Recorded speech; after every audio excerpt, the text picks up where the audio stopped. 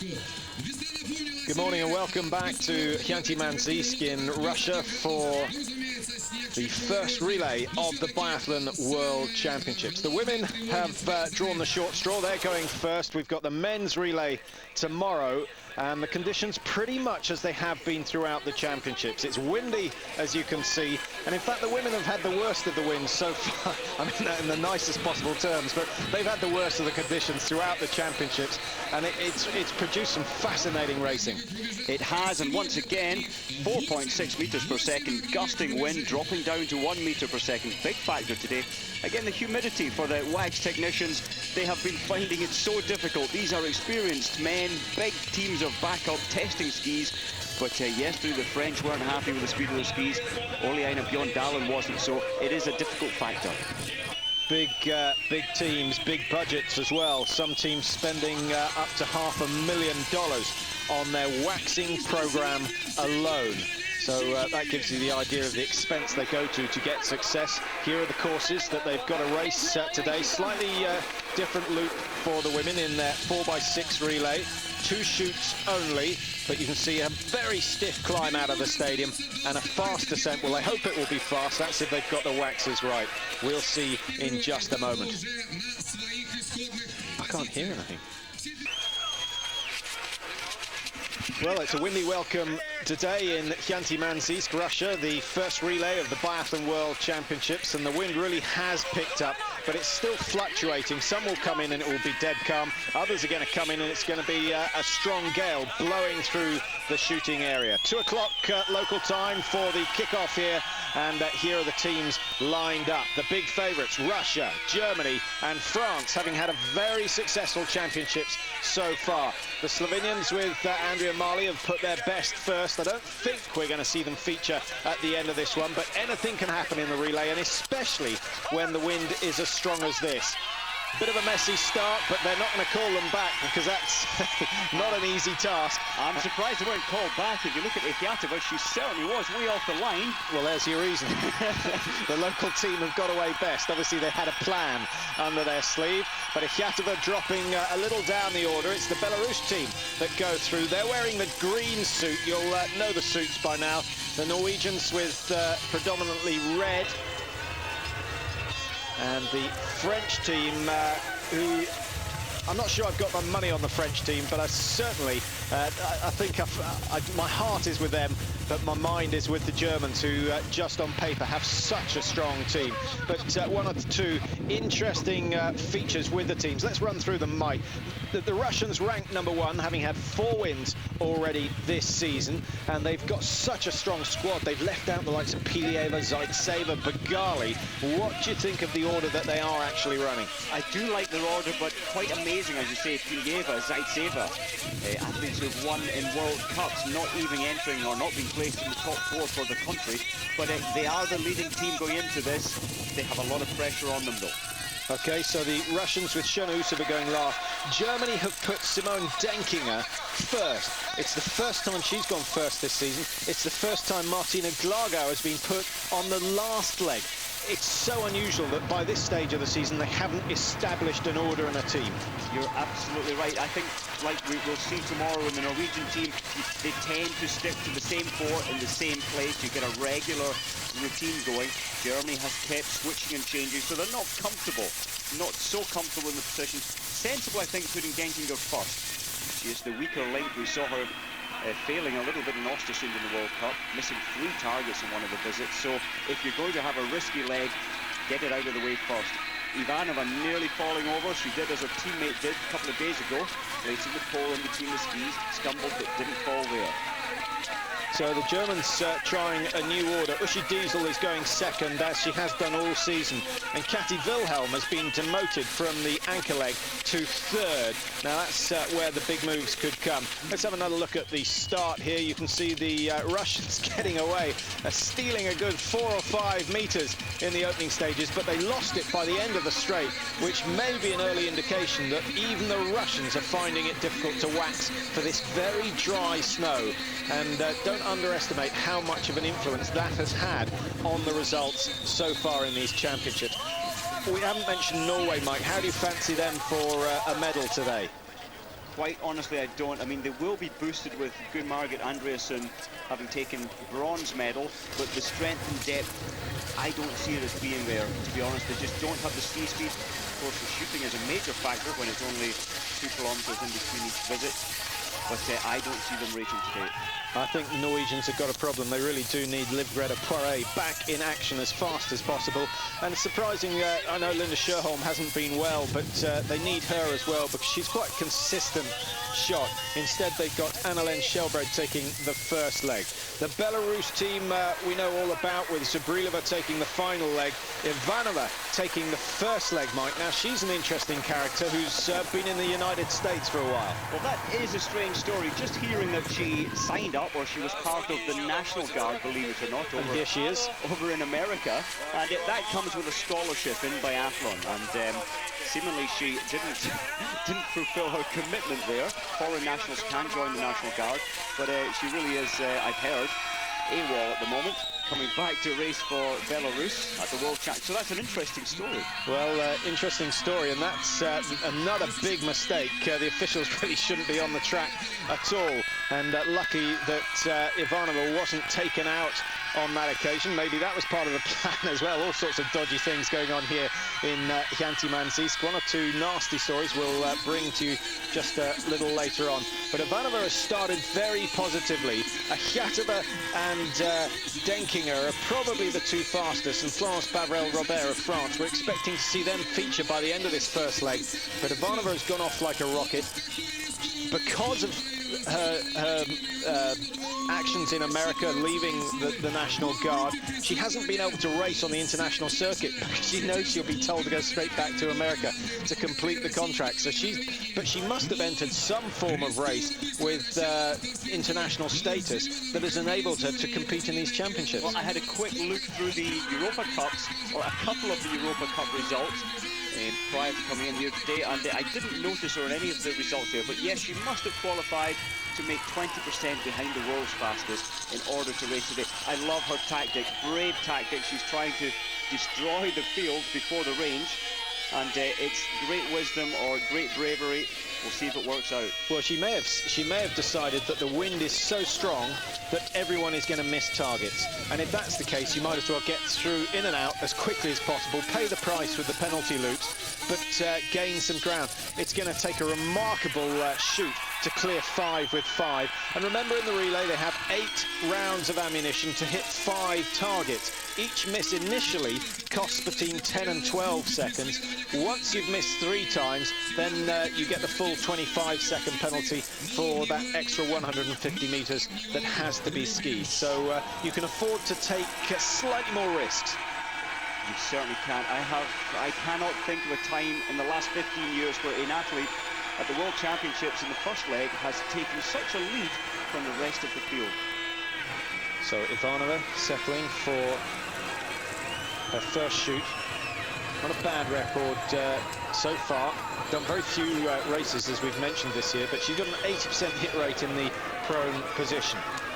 This is probably why she's in such good form. Hasn't competed in any or many big races. Have a look at the wind. Look how it's changing all the time. Anyone who clears 5 is going to have Lady Luck on their side, I think. That's a good performance by Ivanova, and puts the remaining teams under a bit of pressure. Russia get away with Akhятova, 2 out of 2 for her. The crowd starting to respond to that. If Akhятova can clear all 5, that will be remarkable. It is, and Russia will go into the lead with Belarus, and the rest of the teams having problems. Germany, 1 target left to go, and it's gone down. Good for Denkinger. She must have been more than a little nervous at the start of today's race. The Czech Republic have gone clear. Japan, 1 less standing. Norway, no surprises to see targets left standing with them, and the United States dropping back. So Belarus, Russia and Germany, the top 3 teams, 10 seconds separating them. The Ukraine, as expected, putting up a good show early on, but we're expecting them to fade away in legs 2 and 3, having put Mushakina and Yakovleva in those particular legs. China managed to get all the targets down. I was expecting something slightly better, although they may still be a surprise as the race progresses. They had a very good first race in the 7.5-kilometer sprint. Look at the speed of Ivanova. Nice high tempo. You can see she's got a nice upright body, not wasting a lot of energy. Akhятова second at the moment on the left of your screen, working very much harder, trying to get back on terms with the Belarus team. And Akhятова has had plenty of experience. She's already got 6 medals from relay events over the years, and 2 of those gold. Russia, of course, the current world champions, having won the title in Pokluka in 2001. Germany, the Olympic champions.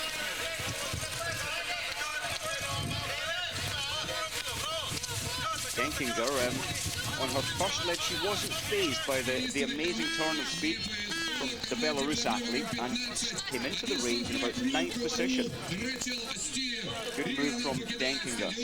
Well, I think they've done very well to get away with so few penalties. And in fact, none of the top 10 teams on the penalty loop. We're going to take a quick break. We'll be back in time for the second shoot here in Hyanty-Mансийsk. Stay with us.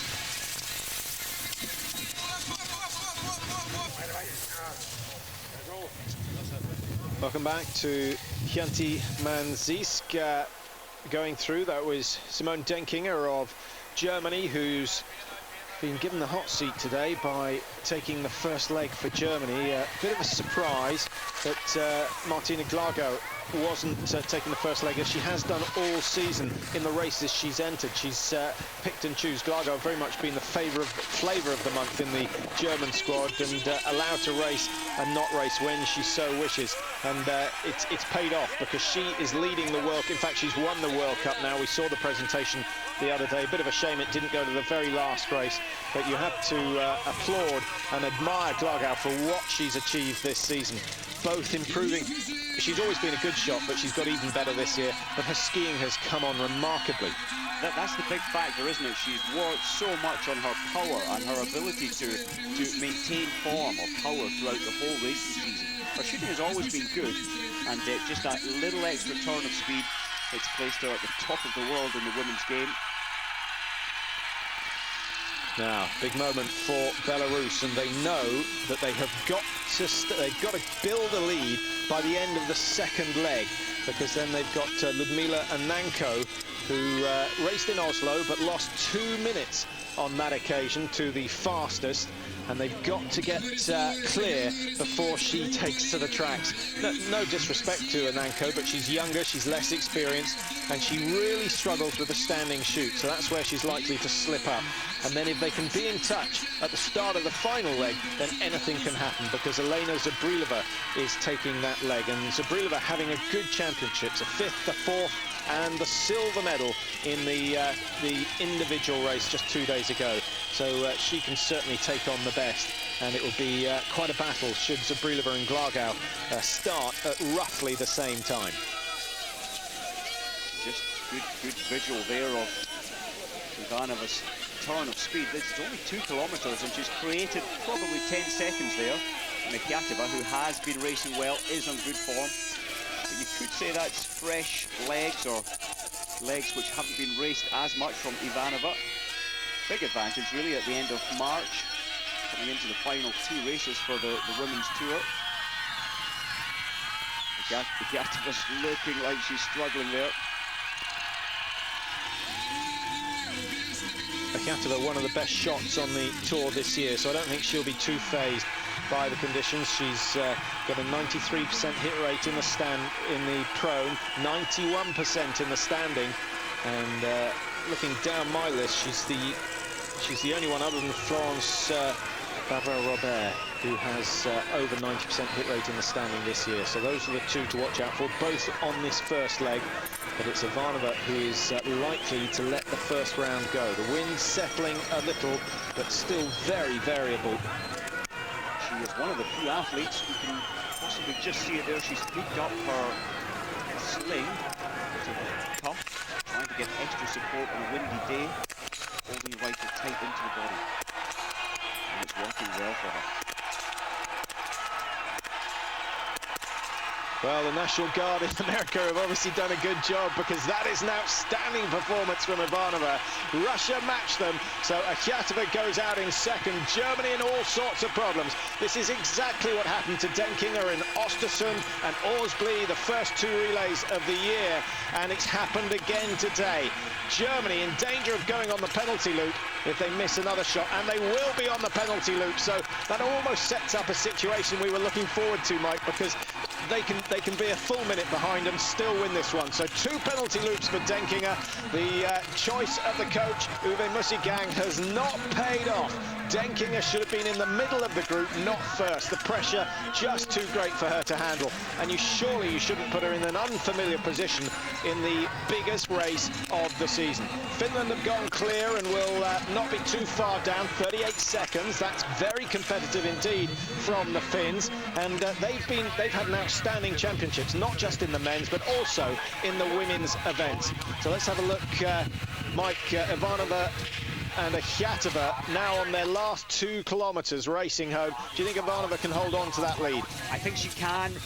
Really good tactics there from the Belarus. They have told her team orders, go out, push it so hard from the beginning, try and keep your focus on the range, but it really is stretching Akhятova and all of the other teams. Ivanova really putting a great performance in. But the wisdom of Uwe Mussigang in the German camp, putting your weakest link first. I mean, let's be honest, although Denkinger did come fourth in the individual race, it's a different ball game. The intensity of a relay, it's about coping with pressure, completely different strategy. And we have seen Denkinger make mistakes under pressure in the past, and to put her first in a world champs, that's just throwing so much more pressure onto her young shoulders. Well, those are the 2 leading teams. We can see how far apart they are. Just give you a rundown as the teams are still pouring out of the range. Ukraine have come out in 3rd, Finland in 4th, Italy down in 5th place, 42 seconds behind. Good start for them. And then the Czech Republic in 6th, Norway dragging behind in 7th place, a minute behind. And the French, believe it or not, with the best markswoman on their team, France Pavrel, has gone and missed 3 in the standing.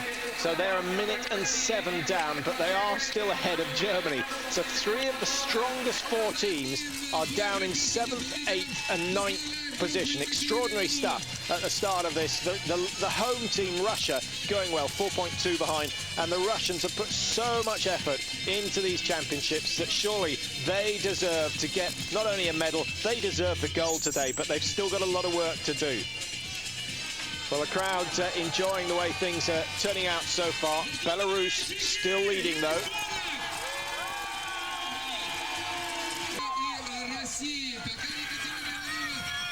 Welcome back. The second leg runners getting ready, and for Belarus it's going to be Olga Nazarova who goes next. She's been a regular inclusion in the Belarus team. It's only Efremova who's been left out. She's not 100% fit, so they've made the decision to leave her out, and they've brought Ananko in instead, who will take the 3rd leg. So that could be the critical stage for the Belarus team. The Russians don't really have a weakness if they're all on good form, but Kuklova has had 1 or 2 nightmares this year. She's going in the 3rd leg, and she's capable of missing all 5 targets. But let's just pray for her sake that she doesn't do it in front of her home crowd. This is where Kuklova comes from.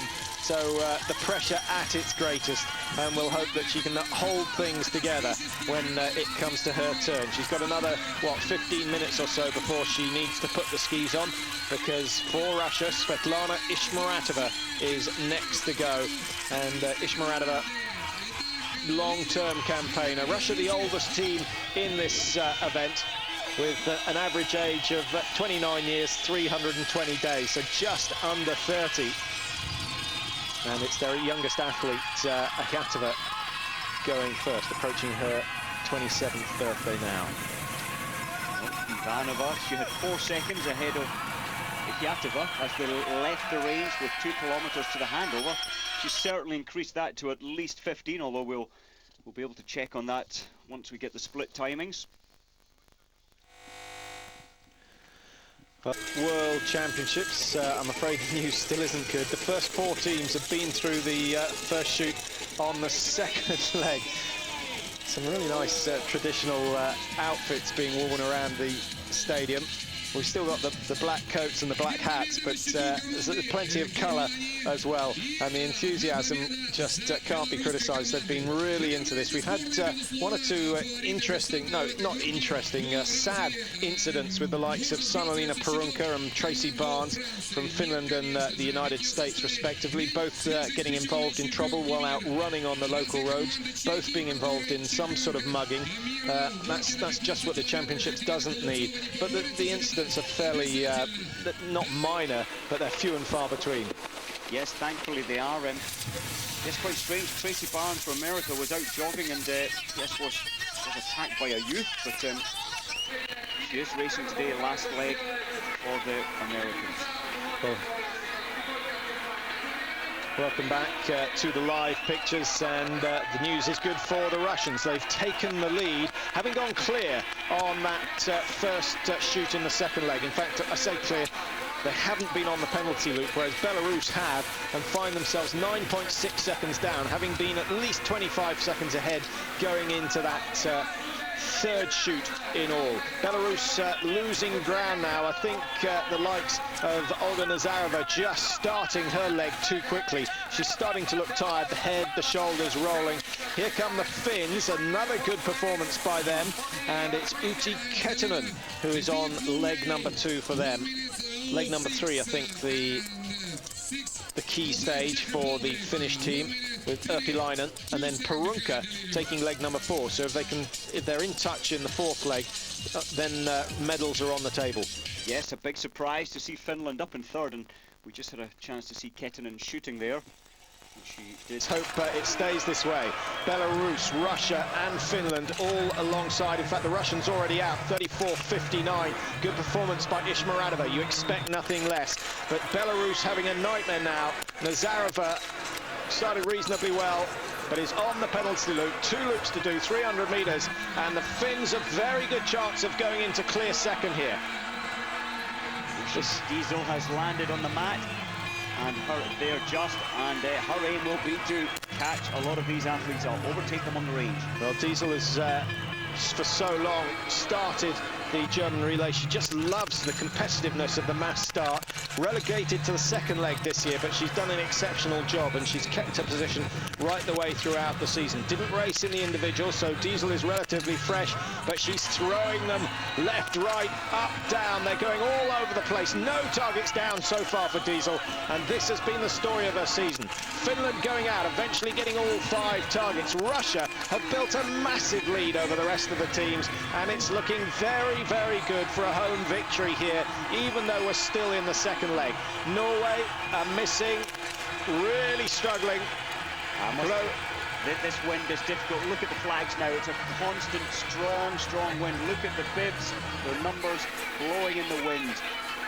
And more to, if the wind is gentle, Mike, it's harder to hit the prone than the standing, but the wind with this strength, up to 4 meters per second, it actually blows you off balance. And if you're a very tall figure with broad shoulders and lightweight, the tall, skinny types, you're going to be blown all over the shop. It really does pay to be 5'2" and squat and heavy and strong. I wonder if the Russians are controlling the weather, because it was quieter there for Ishmaratova, and now it's calming down again, so it does give. Look at Sandrine Bailey. Now that's how tough this is. She's still trying out there, but wasting a huge amount of time to try and get the targets. Well, this is the toughest test I think they've seen and experienced this season, and it is a big opportunity for some of the minor teams to come through. The Chinese haven't taken their opportunity.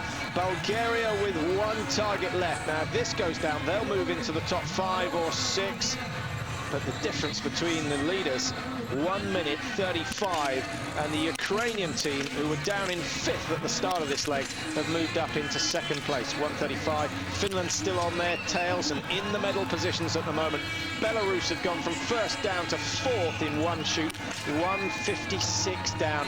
That's miles. How many? That's what, 4 penalty loops?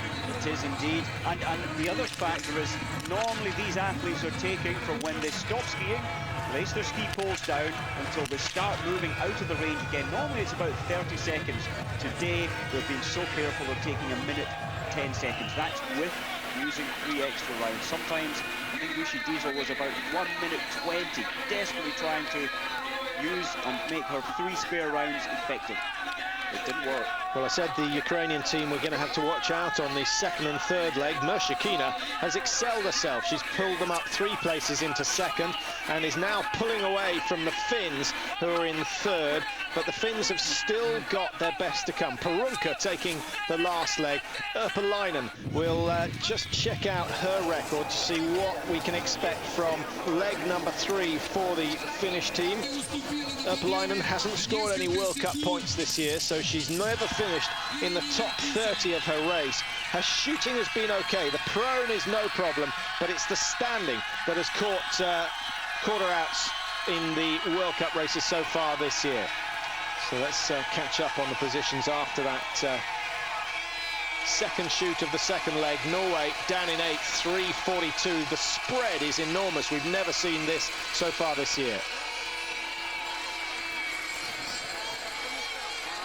Welcome to Hänty-Mансийsк. If you've just joined us, we're now halfway, almost exactly halfway through the women's 4x6 kilometer relay, and it's the home team, Russia, who have built a commanding lead after the first 12 kilometers.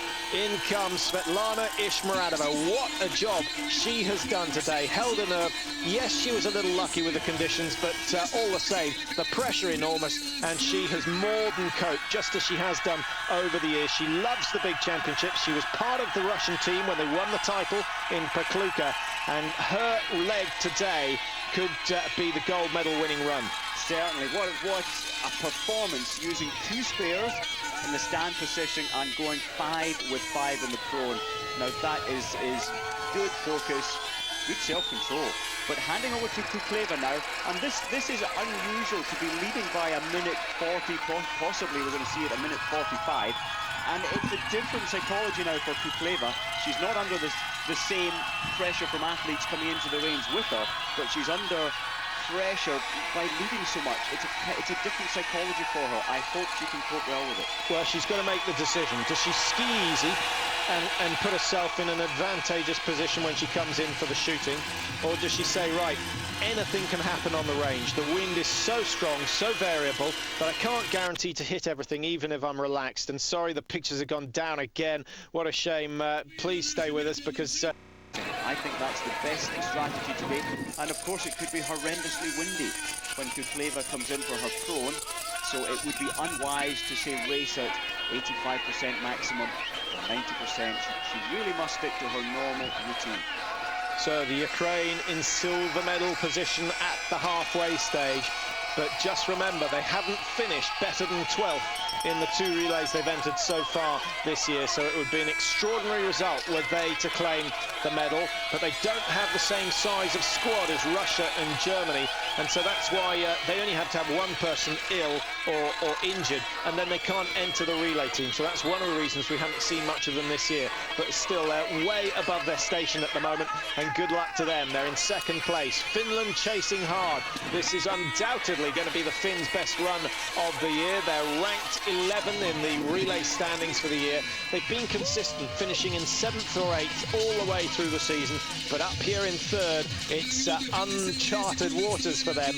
I wonder how the likes, especially Urpilainen, who's on course now, and then Perunka is going to cope if there is a chance of a medal. Well, certainly we can safely say Perunka is a good and reliable anchor leg, but Urpilainen, she only achieved 71st in the sprint race, the 7.5 kilometre.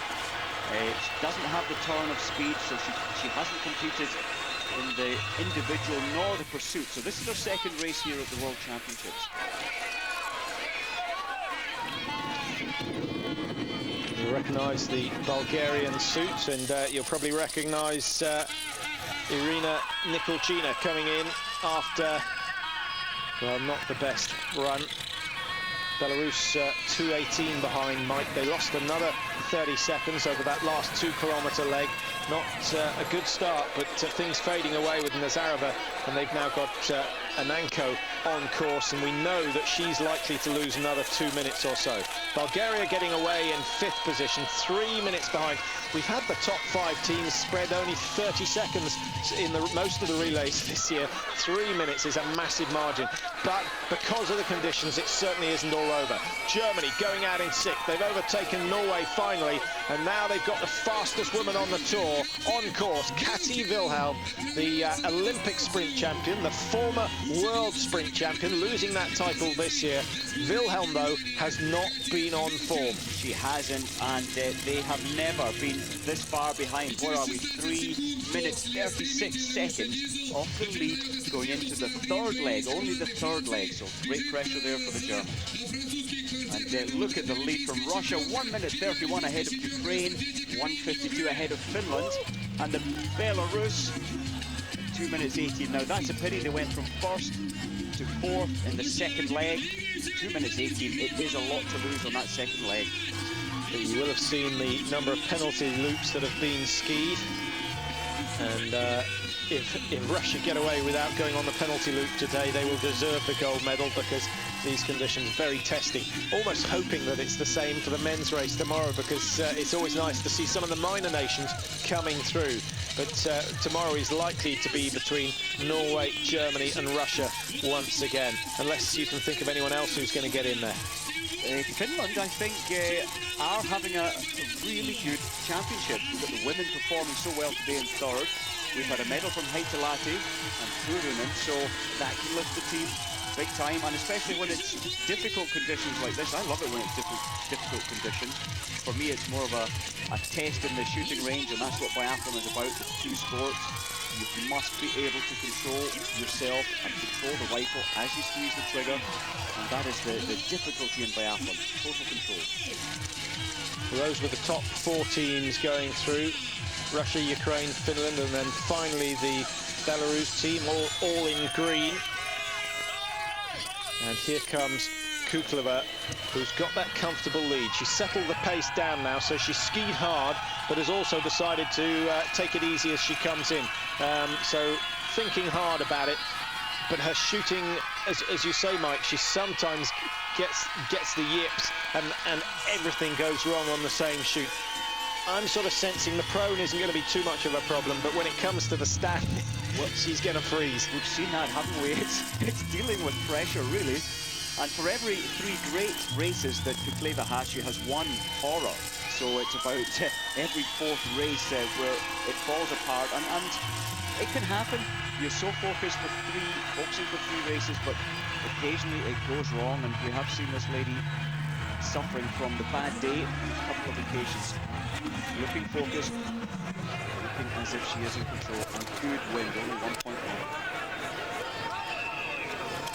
Does she look down the range to see the wind? Hardly taking notice of what is going on. That is severe wind, near 6 meters per second, huge influence. There goes 3-4 clicks. Yes, even at 3 meters wind, it puts the strike of the round off by about 5-6 centimeters.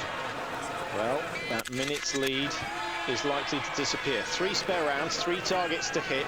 The chances are that Kuklova is going to be on the penalty loop, but she can afford 2 loops and still know that she's going to go out in front, provided she doesn't take too long over these last 3 shots.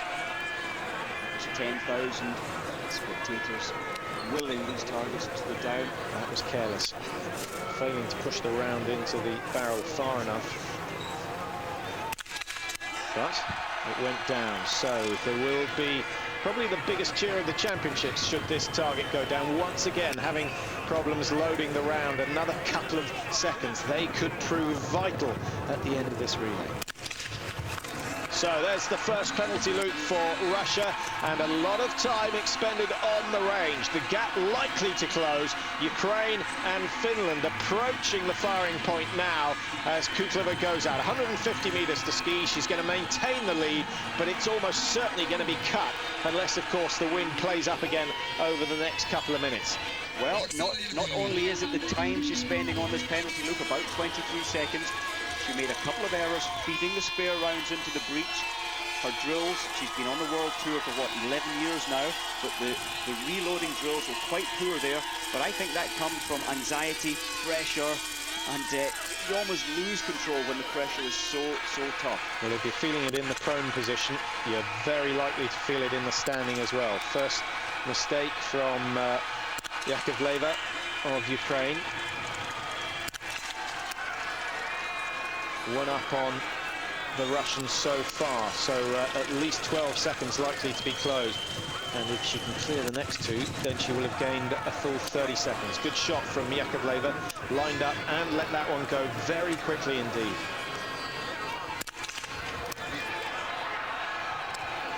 One spare, one target. Germany 3.5 minutes behind at the last count, and down goes target number 5. Good effort from Yakovleva, the least experience of the Ukrainian team, but she keeps them in silver medal position at the moment. The Finns having real problems, not sure what's going on through the mind of Urpilainen. I think she's feeling the pressure here. The wind has died a little bit, it is fluctuating. Belarus coming back strongly, Mike. This is Ludmila Ananko, and Germany just settling alongside them. Now, Germany were 3.5 minutes down. Kati Wilhelm has closed that gap down significantly, and if she can rattle down the 5 targets, then Germany will be back in business. Maybe not after gold, but they'll certainly be after a medal. With Glago on the last leg, I believe the Germans will still be thinking it's possible to get gold at this point. Wilhelm has to get 5 targets down. One loop for Finland, and are Belarus going to be on the penalty loop as well? Yes, they are. So Finland and Belarus will stay the same. Kati Wilhelm is having problems. The Bulgarians coming back strongly, but throwing those last 2 away. Kadiva probably getting overexcited with that performance, and the French now have a chance of moving up close to the top 3. I think Nia Gray is going to show us how to hit 5 targets here quite fast. Corinne down in lane number 5, the oldest member of the French team, the most experienced, got the most wins under her belt. Look at the speed of that. 4 out of 5. Fantastic stuff from Nia Gray. You've just got to go for it. The first opportunity to see the targets matching up through your sights, you've got to take it. Look at that. Well, not good news for the German fans, I'm afraid. Kati Wilhelm has struggled, and she's got 3 penalty loops to ski. It's not funny, but it's nice to see that the world, the Olympic champions, can make mistakes. This is how much pressure they're suffering from, and it's always nice to know that you cannot predict a winner in this event. Well, that's the great aspect with biathlon. I did say that Glago would really believe she can still take this through to gold. I think we must really look at that now, and it's a tall order at this point. 3 penalty loops for Wilhelm, and she's still got to shoot standing. Over 4 minutes behind, but Kukleva has got to come through her standing shoot, and that's when it could all change for them. The Norwegians trying to salvage some form of pride. There goes their first miss, and the Czech Republic are heading for penalty loops as well. It's my opinion, on a windy day like today, you must not break your normal routine. You cannot hold the rifle steady. It's impossible to hold it steady. First matching up of the sights, the rear sight, foresight target, take it. Nia Gray showed us exactly how that should be done. He used 1 spare when others are using the 8 rounds and still doing 3 penalties. Annelene Grande of Norway has gone with all 5 targets falling, and so she will move up a couple of places. Won't have closed the gap down too much on the Russians, who are leading, but the Norwegians slowly climbing up the ladder, although the gap between themselves and the leaders has not decreased.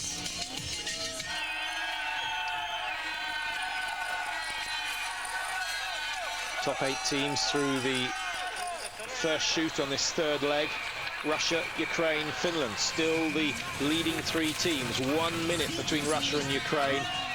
1 minute 20 between Ukraine and Finland. So big gaps emerging, but it is far from one, because Kukleva has still got 1 shoot to go, and then of course the final leg to come, and it's going to be Svetlana Chernousova who takes that, and she hasn't had the best of championships so far. Didn't race in the sprint and the pursuit, but got 15th place in the individual race with some reasonably good shooting, so that could be the key for the Russian team. There you see the positions. Norway 350 was that behind, 356. It's a massive gap, isn't it, Mike? It certainly is. For me, the French team in 6th position, though only 21 seconds off third. I think Corinne Dier-Gray is going to really bring the French up, possibly into 2nd or 3rd place, as she hands over to Sylvie Picard. Here comes Galina Kuklova. Now, just to indicate how much confidence the Russians had in her, she didn't even get a place in the relay in Oslo a few weeks ago, between the 12th and the 16th of February.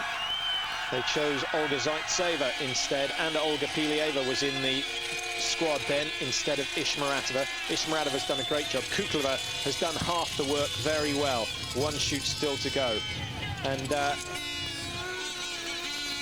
a good another email from Susan Barnes. Susan, glad to have you back on the email again. Hope you're enjoying this race, and I hear you enjoyed some time out in Oslo this year. Glad you made it.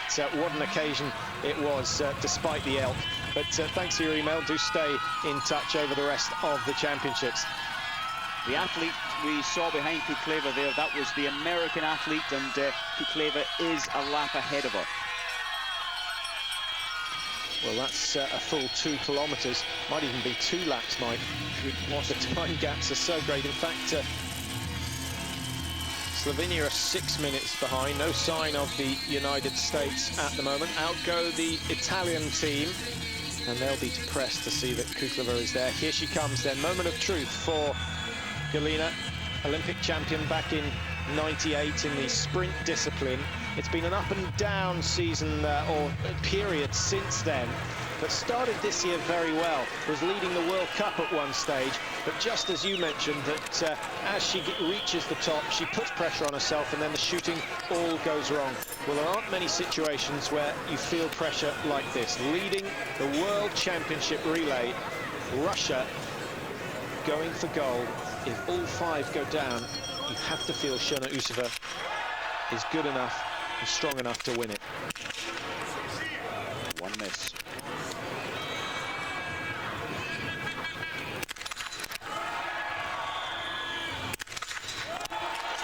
Well, I'm feeling the pressure here, so I wonder how she's coping with it. Well, there's a lot of movement. Watch the end of the barrel. You can see it is purely reflex actions. When she sees the target, she's got to let it go. And so far, 4 out of 6 have worked. 2 rounds left, 1 target remaining.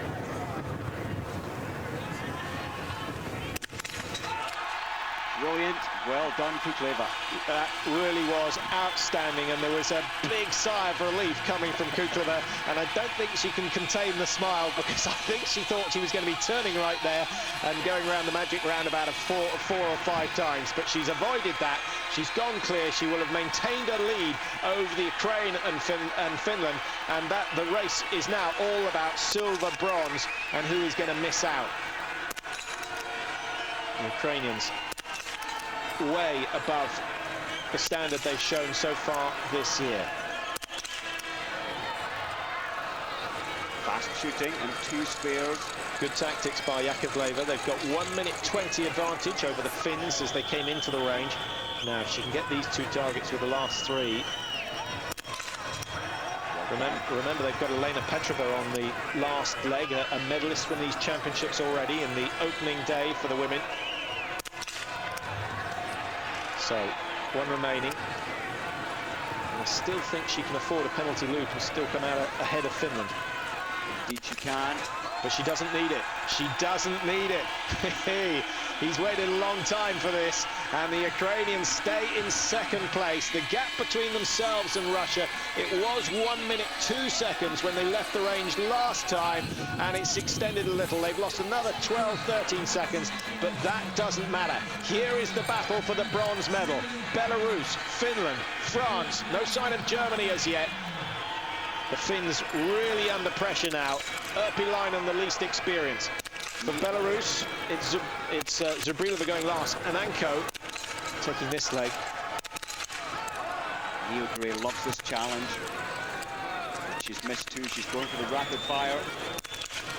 Has to rebuild her position again. It's not working, too windy. I think it's going to be a question who's the quickest round the penalty loop. Anenko, remember, the slower skier of the four on the firing point at the moment, wearing the green nearest the camera, so she really does need to get this target down. She's got one shot remaining. Finland are in trouble. Penalty loops coming up for Urpilainen. Urpilainen broke her position, almost sat down, trying, look at her legs, she's shaking the legs all over the place. She put her ski on the metal stand which holds the spare rounds. Just got a feeling it's falling apart for Urpilainen. Belarus are clear in third place. They have kept themselves exactly the same distance behind Russia. 2 minutes 21 after the first shoot on this leg, 2 minutes 22 now. But the gap between themselves and the chasing teams has been reduced, we think. But Finland on the penalty loop, 2 times round that 150 metres, that's another 300 metres. That might be their chances of a medal gone. The French have got the number 3 in the world going on the last leg, Sylvie Beccard, and she is going to find herself with, what, a minute or so to make up, or even less than that when it comes if she wants a medal. So the French certainly still have a chance of getting on the podium. I think Germany's and Norway's chances have gone. Wilhelm held the last shot there, her 5th shot. She held it for about 16 seconds, a long time, desperate to make it count. It missed. She has 2 spare rounds left, 1 target to put down. Really came into the range so fast, desperate to catch up time and positions. Well done for her. And the Chinese still in with a chance of beating 2 of the biggest nations.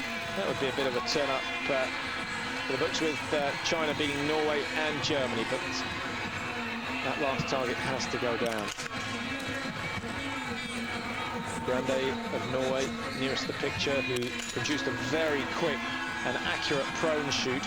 Struggled a little with the standing.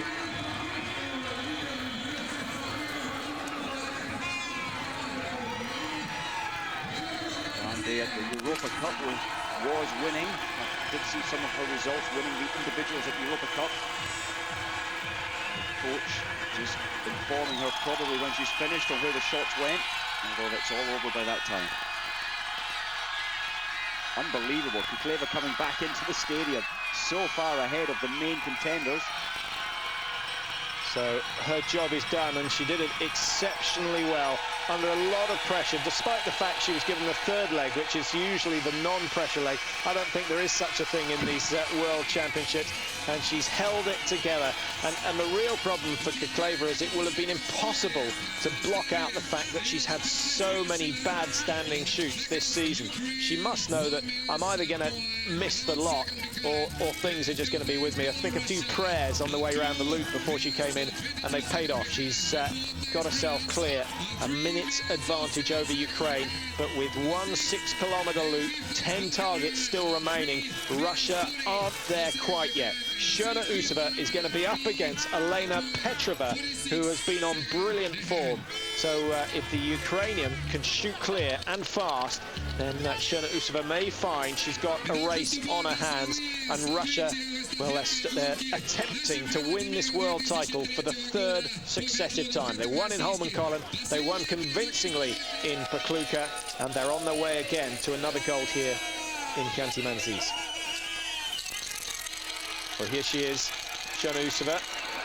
Not so often we see her with the shades on. Mike, do you think she's got the experience? At 32, she's the oldest member of the Russian team. She's had 10 results in the top 10 this year. I think she can cope with it, although she's 32, we haven't seen her in the World Cup circuit for so many years, so when you look down the names, I suppose she's the least experienced, the oldest or the least experienced, but without a doubt she can keep the focus out there, and it is a good lead. As long as she doesn't think too much, just try and keep it as normal as possible, then I believe she'll be just fine out there. So 2 kilometres to the first shoot. I've always been impressed by both Ishmaradova and Shurna Usova in under pressure situations. They share the responsibility of taking the anchor leg. It's fallen to Shurna Usova on this occasion. it's something about their stand that just makes you feel comfortable. It's a very good position, great technique, but it just makes you relax. The Ukrainians have got to throw everything into this one. I don't think they'll settle for the silver medal because Elena Petrova is one of the most competitive women out here. She will put up a chase. The gap was 1 minute 20 when she came out of 1 minute 11 when she left the range after the last shoot, and it's increased slightly with some good skiing by Kuklova, but it's still attainable. Certainly is, and they really need this, the Ukrainian team. The funding was massively reduced. An expat, an ex-Ukrainian living out in Canada, has been supporting them for, what, the last 4 years?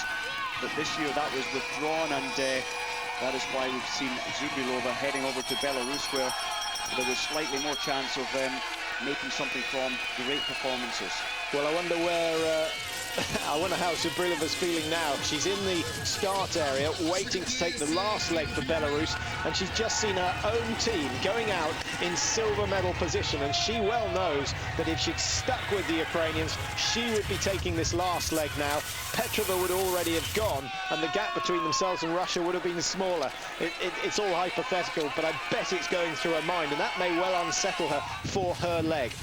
Well, that's right. Her team didn't really thank her, the strongest member of the Ukrainian team, for leaving, but that's life.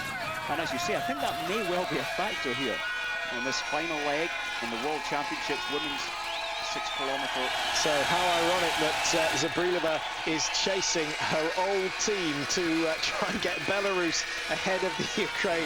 If she beats them, she's going to make herself even more unpopular, but she's got quite a lot of work to do to achieve that. Zubrilova, though, very quick. She is skiing well, but so is Petrova, so that's going to be a fascinating battle over the last 12, 13 minutes or so. Corinne Negre of France coming in. They've done well, and certainly with Sylvie Bacard on the final leg, they won't have given up all hope of taking a medal. No, Sylvie Bacard looking slightly anxious, slightly nervous, and so she should be. It's about a tough 6-kilometer, it's about control, and I still think the French can move into a medal position. 45 seconds to catch up on the Belarus team, which is a tough one to ask from Zubrilova. But Sylvie will be leaving. She can place her team further up the result sheet. 4 teams through the exchange so far, and the gap between them already 3 minutes, and away go Germany. 3:24. Kathi Wilhelm, wow, she has turned it on over the last 2 kilometers, but you get the feeling too little too late from Germany. They've got the World Cup leader taking the final leg for them, likely to produce the fastest time, but she's going to have to produce her best of the season if she's going to get Germany up into 3rd position. She's got 1¼ minutes to make up on Belarus. When you're looking at pressure out there, Martina Glagow in 4th place, 3 minutes 24 down. There's a lot less pressure. All she can do is increase the performance. She can take the team further up, so less pressure on Glagow. For the Russians leading, it's still about pressure. Ukraine and Belarus, we've talked about them. There is a huge amount of pressure there to hold on to a medal.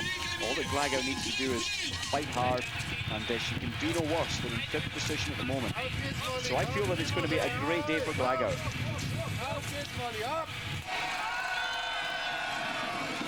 Six of the top 10 female biathletes from this year taking part on this last leg here in Hyanty-Mансийsk. For them, there's one more race to go this year, but for anyone outside the top 30 in the World Cup standings, this is the end of the season. And so they can afford to throw everything at it. But I wonder what's going through the minds of the likes of Shanu, sort of Glagow, Andreasen. They're all going to be racing again in 2 days' time. Do they conserve anything for that, or is their mind totally focused on this relay? Or 100% total, completely absorbed by this next leg, the push that they have to give in the next 21 minutes. That's all that is in their mind right now, trying to bring their country further up the result sheet. Desperately trying to get a medal, each one of these athletes. Well, plenty of fans watching this race in Norway, Oslo, Trondheim, Lillehammer, Hemsedal. They'll all be glued to the televisions with this going on, but it's not good news. Norway right out of the running. A dreadful run, and they'll be accepting it, coming to terms with it slowly, and just praying that the same doesn't happen in the men's relay tomorrow, because of course the Norwegian men are the Olympic champions. It's so seldom that they win the major championship. In fact, last year was the first time they'd ever achieved that, and the odds are that they're going to suffer the same fate as their women have done today. Now let's go back to the front. Here comes Svetlana Cherna-Usova, looking cool, looking relaxed. 1 minute 28 to play with. Sounds a lot, but remember, each missed target is worth 12 seconds. If you miss more than 3, then you add 25 seconds on for each miss then. So she's only got to do 1 penalty loop on this shoot and 2 on the second, and Ukraine will be back on terms. It's so possible. The wind gusting there from 3.7 meters a second. I saw it click on to 1.1. So it's very variable.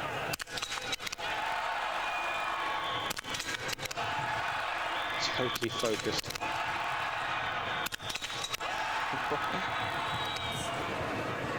Why did she break position there? Fantastic wolf-like eyes Cherna-Usova has. Ward to herself, relax. The wind picking up again, Mike, gusting up to 4.5, 4.6, but down it goes, and Russia are halfway there. Great performance from Cherna-Usova, just the standing shoot to come, and in these conditions the standing is the most difficult. But this is almost what the championships needed to lift the crowd. They've really got into it now, and if they can win the men's tomorrow, it's a long shot. The crowd at the weekend will be phenomenal. The crowd will, and these 3 coaches, rarely do they smile. Life is serious up here in Siberia, but they each allowed a little smile to come across their face. It's not over yet. They're so aware that there's still 1 shooting visit left for their final athlete. I guess you have to accept that the Russians have an advantage. They're used to the snow, they're used to the conditions, they're used to the food that's being served up here. They're well aware of how things run in Russia. A lot of teams have been griping and groaning about various aspects, the hotel not being ready, the food not knowing whether it's fish or meat. But that's something you have to learn to contend with. You just have to accept different cultures have different foods. And I think the Russians have reaped the benefit of that. Certainly they're not trying, there's nothing else, there's nothing sinister to it, but they have benefited in building a good lead now over the Ukraine. Still, the Ukraine will be delighted with a medal. Certainly will. That was a good comeback from Petrova, missing the first 2. Coming back to hit the second 3 and the 4th. Just needs to get this shot to make life a little more comfortable for a medal. Down it goes. So the gap remains. It was 1 minute 28 between Ukraine and Russia. That has grown slightly, but I have a feeling Petrova will be focused on Elena Zabrilova, and Zabrilova will certainly be focused on Elena Petrova. 2 teammates, big rivals, now competing for different teams. And Zabrilova will have closed the gap. The difference was 50 seconds after the completion of the 3rd leg. What is it now? 1:43 behind the Ukraine. It's certainly been reduced. Zabrilova has done half the work, but she's got to repeat that performance on the standing. Medals yet to be decided. France, maybe this is their last gasp. Drago is in already. Really pushing the pace out there. Nothing to lose. She has to go for it. Drago desperate to take another medal. Well, there have been precious few clear shoots. There have been none more important than that. Sylvie Bacard, wondrous shooting from her. France will go out in 4th, but more importantly, they put themselves in touch with Belarus and Ukraine should either of those teams make mistakes on that final shoot. Germany, Glagau pushing hard, maybe too hard. A lot of wisdom there. She had a little opportunity where the wind was below 1 meter per second. She rapid fired 3 shots. It went up to 3 meters and she adjusted. Intelligent biathlete.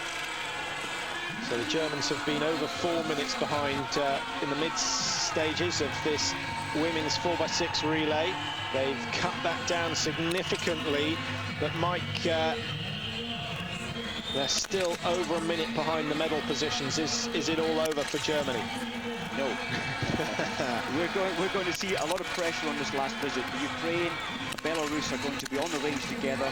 That will affect the pressures. Of course, France, with Sylvie Bicard, she'll be closing down Belarus and Ukraine. So each of those three teams will be really having a big influence on the others. And again, Glagau isn't really under a lot of pressure. All she can do is the best she can. Not expecting to take a medal, so that does release magic. The Russians still leading, as you can see. They've been the team of the season with 4 wins so far this year. But more importantly, they've won the last 3 relays. They won in Ruhpolding, they won in Antolz, they won again convincingly in Oslo up at the Holmenkollen Stadium, and they're on the verge of victory here. Just 5 targets between themselves and that gold medal. Shanusova likely to come in, what, 1 minute 30, at the very least 1 minute 30 ahead of Petrova of the Ukraine. Now, she can afford to miss 3. She can even afford to do 1 penalty loop.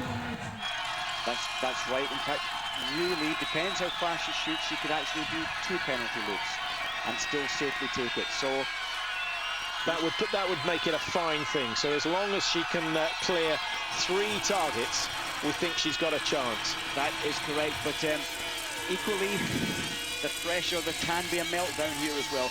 Didn't get the impression when Shanusova came in for the throw-in, that extreme focus. We saw her right eye, and it was just deadly focused, and it worked. She kept her concentration high. The determination was total to get these targets. So in the stand, we're likely to see the same focus, and that is what is needed. The wind has really dropped off now. Good Margaret amazingly didn't put her spare rounds out earlier. I think I was right in saying that, but putting a spare round in. Good shooting, 1 spare was all she needed. Well, I can tell you that the woman approaching the firing point now with the lead of over a minute and a half has not had to ski a penalty loop in the standing shoot so far this year. Her performances in the World Cup are equally impressive. She's got a hit rate of over 80% in the standing position. Will that change now? Well, if it's ever going to change, this is the moment. It's windy. She's on the verge of retaining that world title that they won in Pakluka. I think she's got the experience and the mental strength to cope with this. I do as well, and it will be great to see Russia going through for their first gold medal. Although we've still got 5 shots and 3 spares in between now and gold medal.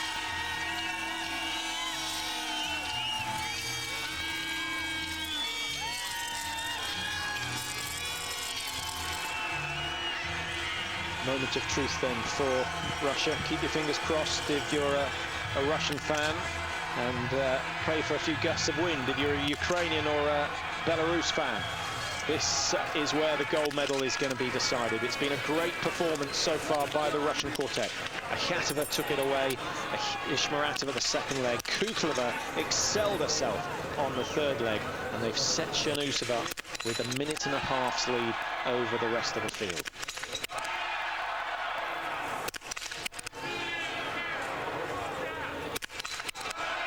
Spectators getting into this biathlon game on their doorstep.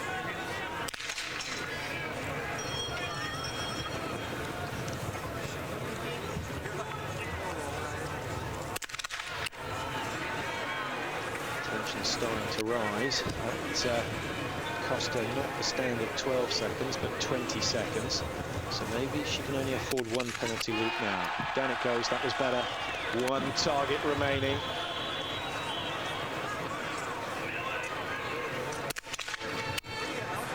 As well. Last shot coming up, but still we think she's safe. But it would be nice to finish with a clean sheet, and down it goes. Gold medal going the way of Russia. Great performance by the whole team. Certainly Shanusova had the hardest task, but you have to give credit to Kuklova. I think that was an outstanding performance. She skied the fastest, and she cleared the standing targets, which she must have been dreading for the last month. Well, it affects your sleep. Last night, Kuklova, you could safely say, will have had a very restless night. The pressure racing for your country at home, and where she has had some troubles in the range, so sleep pattern will have been affected, but they made it work well. Petrova, her whole psychology will have changed now once she's come into the range. She's seen Chernousova, will just have seen the back of her heels exiting the range, and she'll know that she has no chance of catching. The wind picking up. Ukraine versus Belarus, two teammates side by side, because Zabrilova jumping ship at the beginning of this season, and Petrova a long way back compared to Zabrilova. That's something we'll mention after this shoot. Absolutely even Stevens at the moment. Belarus going ahead, but Ukraine pulling back. This is a great test of character and strength of character. Zabrilova the quicker skier, so Petrova must clear this final shot. Needs it to go down now if she wants the silver. She's holding nerves starting to play the part, and Ukraine will get away first. Zabrilova's got to miss another one, so she's got one shot remaining. Cannot afford a loop if she wants to claim silver. She's going to have to ski some to do that, but France are in a threatening position now, and Zabrilova's mentality must have changed. It's missed. It has missed. So Ukraine are safe in second place. Look at Glago. 2 shots, 2 hits, and a miss. She can still look at the bronze medal and believe she can get it. Which way is it going to go? But there is no doubt that Bekar of France has got to clear these quickly if she wants to chase Elena Zabrilova. Glagow under real problem. The wind gusting up to 8 meters per second. The hardest of conditions, but Glagow still somehow must have aimed off about 6 inches and drifted on to the target. Sometimes you do have to, as you say, half the target. You're aiming at half a target when it's this gusty and windy, and look at Glagow, brilliant one spear. But Belarus are already off the penalty loop, so Glagow is going to have to ski better than she has done all season. If she is going to catch Zabrilova, she'll be wishing it wasn't Zabrilova, because Zabrilova, the second fastest skier on the tour this season. Germany go out in third. They've got 17 seconds to make up in just 2,000 meters. Germany in fourth, sorry, Belarus in third, Ukraine in silver medal, Russia safe and sound in the gold medal position. What a fabulous feeling that must be to ski the last 2 kilometers with no pressure whatsoever. 2 kilometers and 17 seconds for Glagow to catch up. Her father's prepared the skis. Everybody's shaking his hand out there for always getting the skis right. Many teams having problems, so Glagow could catch 17 seconds, even though it's Zabrilova. Good shooting from Perunka of Finland. She cleared all the prone, she's cleared all the standing, but Finland, who looked at one stage as though a medal may be coming their way, have dropped down out of the top 5 positions. So we think the medal's pretty much decided, but Germany could spring a surprise. We'll try and keep you updated on their progress as they cover that last leg. This must be a great feeling for Chernousova. Pressure, huge amount of it on her shoulders going into the last leg, and she's carried Russia through with pride. Can relax, she's a long way ahead, 1:27, still out there on the tracks. 1:27 is a safe margin, even with misplacing the ski poles, falling. She really is in a comfortable lead, and it must be that wonderful feeling for Russia's first gold of these championships. Conditions haven't changed too much. The little dribbling bit of sun that falls on the tracks hasn't had a big influence. The powder snow remains similar throughout the whole race. So Russia claiming their first gold of these championships. What a great feeling as Shona Usova just cruises into the stadium for the last time. She's got one more race to go this year. It would be great if Hishi or Ishmaratova were to claim victory in the mass start. That's taking place on Saturday, the women's mass start, their last race of the season. God, I bet they're looking forward to that. It's been a long, long haul. This is the 8th relay of the year. Add that to all the individual races they've done, and you can understand why the likes of Ole-Einar Bjorndalen are totally exhausted. All their reserves back down to zero. But when you get in a situation like this, it doesn't matter how tired you are, you're going to keep going. Just a couple of 100 meters to go now. Russia with just one penalty loop on a day where the conditions really were very tough indeed. Now, where will where will she pick up her flag? There will certainly be people out there desperate to hand her the Russian flag. I think she needs to get over this bridge before she thinks about picking the flag up. So Russia are going to move up into 5th place in the medal standings. They've only claimed 1 bronze so far in these championships, but they get gold here today. The first relay of the championships. Will they get it in the men's as well? Certainly they've got a good possibility. Here comes the flag, as you predicted, Mike.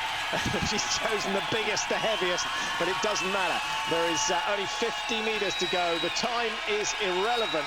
The shooting outstanding, and it started so well with Albina Akhятova shooting clear. They took the lead after the first shoot, and they never looked back since then.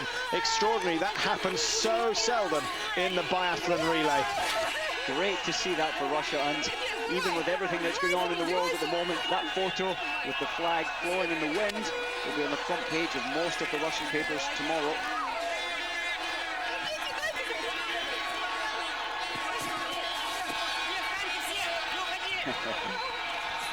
Well, the crowd have just come to life, and who can blame them? Great moment for them. The Russians have great respect for winners, for Olympic medal winners, for World Championship medal winners. So these names will live on for a long time in Russia.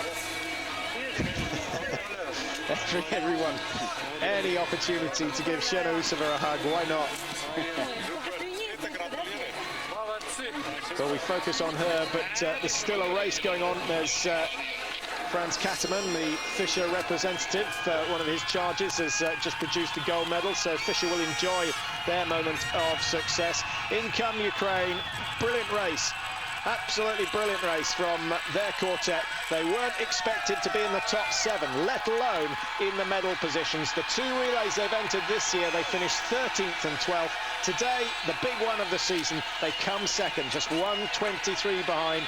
Klostenko started it off with a stunning first run. She went clear as well when the wind was blowing its strongest. A little hiccup on the second leg from Mershakina, 3 loops skied. But since then, Yakovleva and then Elena Petrova, the only world-class athlete they had in the field, couldn't quite do enough to catch Russia, but she won't care. Silver medal is just what she needed. Here comes Martina Glago. Is she going to claim the bronze ahead of Elena Zabrilova? Oh, what a tremendous ski. Unbelievable stuff as Glago comes through to give Germany the bronze. Zabrilova totally taken by surprise. There is no doubt that medal belongs to Martin Glago, Martina's father, who has waxed those skis to perfection. What a brilliant finish. 17 seconds over 2,000 meters. That has to be seen to be believed, but you've just seen it, and Germany have done it. They've come from nowhere, over 4 minutes behind after 2 legs. They come through to claim the bronze medal, 2 minutes 26 back on the Russian team. Well, I wonder if Zabrilova is thinking, I should have stayed with Ukraine and it could have been gold medal. What a performance from Glago. 17.5 seconds, she made it up. It's unbelievable. Her skis were brilliant. Her father must be... That's Ushi screaming. Well, Ushi's been there so many times, and the French looking despondent. Sylvie Bacard The German girls did not expect Glagau to make up that time. Nobody expected Glagau. I believe there was a chance, a slim chance, and Glagau believed there was every chance, and she went for it. Well, we've seen it once already this season, not in the relay. It was the mass start in Oberhof, where Uschi Diesel, she closed 16 seconds over the last 2 kilometers. So maybe Martina was thinking of that when she started.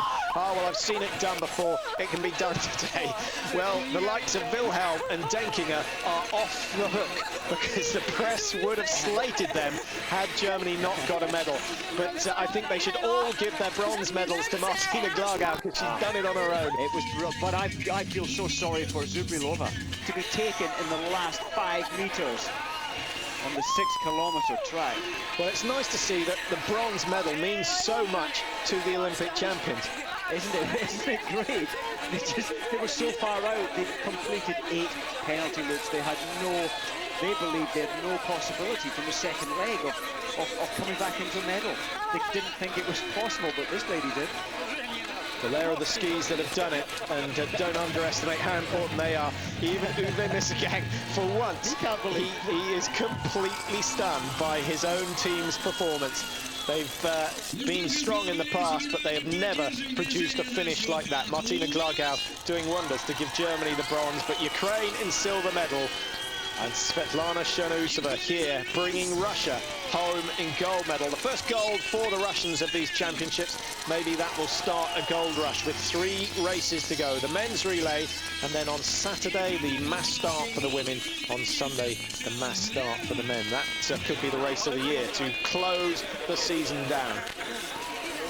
Well, I feel so sorry for Zubrilova. It's looking like less than a second.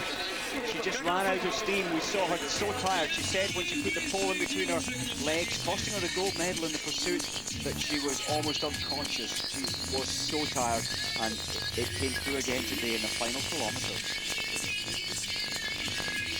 So, dramatic finish to the women's relay. The gaps were bigger than they've been all season, but it didn't detract from the race. It really was a stunning performance by all 3 medalists. Zubrilova missing out narrowly again. Remember, she fell in the individual to miss that gold medal. Now, Norway coming in, a bit of a sprint on their hands with... See who it's... Rearson. And it must be the Chinese athlete. It is the Chinese. Norway wouldn't live that down if they were beaten by China, and they've just avoided that by the slimmest of margins. Their best athlete waiting to last, and Andreasen has brought them home in 8th position. Not the sort of result the Norwegians were expecting or wanting. China in 9th. That's not a bad run. They haven't completed a relay this season, so it's their first relay. There's Elena Zubrilova looking very, very upset indeed. She just can't believe it. Missed a medal, but more importantly, she's used up some valuable reserves, and she may even sit out the last mass start. She's so disappointed. Let her new team down. She's let herself Well, I don't think she's let them down. I think she's... That's what she's feeling, and that's hard to live with. Sure. But she hasn't let them down. No, she could not perform any better out there. She tried her hardest, and that's all you can do. 17 misses in all from Belarus. So I don't think you can blame Zubrilova for the fact that they didn't get a medal. The best shooting coming from Russia, 11 misses, with the Ukraine missing 11 but skiing 3 penalty loops as opposed to Russia's 1. So if you're going to miss, get everyone to miss a few. Don't get one person missing the lot, otherwise it's extra distance to be skied. Germany have missed 16. Now, if we compare that to the last World Cup relay, Russia, who won on that occasion, no penalty loops, 2 misses out of 40 shots. And Belarus in second with just 3 misses. France in third with just 3 misses. That's an indication of just how difficult the conditions here are in Hyanty-Mансийsk. But we all knew that was going to be the case. We did indeed. Just looking further down, the German girls skied over a kilometre further than the Russian team. They did 8 penalty loops, so that's 1,200 metres. So they turned the skiing on, they had to. Glagau really pulled them back up there, quite amazing. Well, 1,200 metres is around 4 minutes worth of skiing, maybe a fraction less. The snow not that quick at the moment here in Siberia, but Germany, if they'd not skied any of those penalties, would have been clear winners. But that's not the case. That's what the relay is all about. Despite the fact that you're given extra rounds, the targets still seem to stay standing.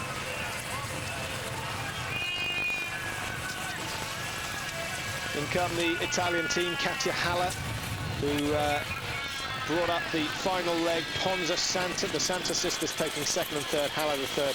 But it's Russia who have claimed the day. Their first gold of the championships. Ashatova Ishmaratova, Kuklova and Sherna Usova.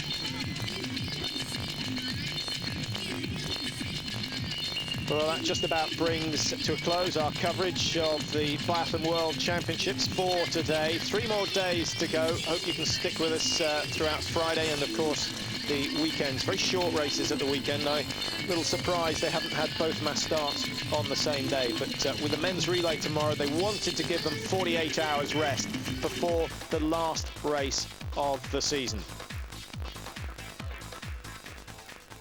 Well, Mike, your last thoughts on today's relay, and is it any indication as to what is going to happen tomorrow in the men's relay, starting there at 7:30 if you're in the UK? Yes, I think it is a reflection on tomorrow. We will see the wind being a huge factor, can bring unexpected teams through to medals. Well, unexpected, I suppose the Ukraine could make it, the French could certainly get there. They're the reigning world champions. But Germany, France and Norway will start once again as the favourites. But things